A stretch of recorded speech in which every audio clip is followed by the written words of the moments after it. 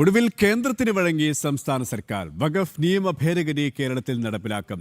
വഖഫ് ഭേദഗതിയിലെ section 14 അനുസരിച്ച് സംസ്ഥാന വഖഫ് board പുനഃസംഘടിപ്പിക്കാൻ തയ്യാറെന്ന് സംസ്ഥാന സർക്കാർ ഹൈക്കോടതിയിൽ. മുസ്ലിം ഇതര അംഗങ്ങളെ നിയമിക്കാത്തൊരു ചോദ്യം ചെയ്തുള്ള ഹർജിയിലാണ് സർക്കാർ നിലപാടറിയിച്ചത്. വഖഫ് ബോർഡിന്റെ പ്രവർത്തനങ്ങൾ കോടതി മരവിപ്പിച്ചു. മുനമ്പം ഭൂമിയടക്കമുള്ള വിഷയങ്ങളിലെ വഖഫ് ബോർഡ് തീരുമാനങ്ങളിൽ എന്ത് വേണമെന്ന് പരിശോധിക്കുമെന്നും കോടതി വ്യക്തമാക്കി.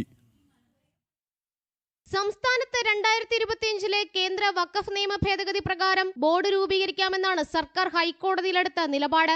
നിയമാനുസൃതമല്ല വഖഫ് ബോർഡ് രൂപീകരിച്ചതെന്ന് വ്യക്തമാക്കി സുപ്രധാന പ്രവർത്തനങ്ങൾ ഹൈക്കോടതി മരവിപ്പിച്ച സാഹചര്യത്തിലാണ് സർക്കാരിന്റെ തീരുമാനം. അനുമതിയില്ലാതെ നയപരമായ തീരുമാനങ്ങൾ വഖഫ് ബോർഡ് എടുക്കരുത്. മൂലധന ചെലവുകൾ, ജുഡീഷ്യൽ സിറ്റിംഗ് എന്നിവയ്ക്കും ഹൈക്കോടതി വിലക്കേർപ്പെടുത്തി. വഖഫ് വിഷയങ്ങൾ കൈകാര്യം ചെയ്യുന്ന ജോയിന്റ് സെക്രട്ടറിയുടെ ഭരണപരമായ നിയന്ത്രണത്തിൽ ബോർഡ് താൽക്കാലികമായി പ്രവർത്തിക്കണമെന്നും ഹൈക്കോടതി ഇടക്കാല ഉത്തരവിട്ടു.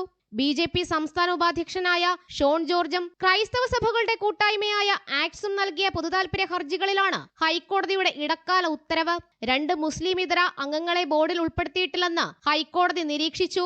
ഒരു ഷിയ അംഗത്തെയും ഉൾപ്പെടുത്തണമെന്ന ഹർജിക്കാരുടെ വാദവും രേഖപ്പെടുത്തിയ ഹൈക്കോടതി വഖഫ് വിഷയങ്ങൾ കൈകാര്യം ചെയ്യുന്ന ജോയിന്റ് സെക്രട്ടറിയാണ് എക്സ് ഒഫീഷ്യോ അംഗമാകേണ്ടതെന്നും ഓർമ്മിപ്പിച്ചു.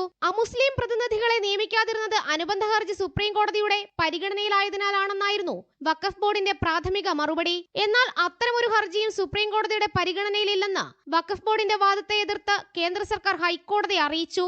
അതേസമയം കേന്ദ്ര വഖഫ് നിയമ ഭേദഗതിയെ തുറന്നെതിർത്ത കോൺഗ്രസ് തന്നെ ഭേദഗതി പ്രകാരം വഖഫ് ബോർഡ് രൂപീകരിക്കാൻ നിർബന്ധിതമായിരിക്കുകയാണ് ഇപ്പോൾ. ജനം, കൊച്ചി.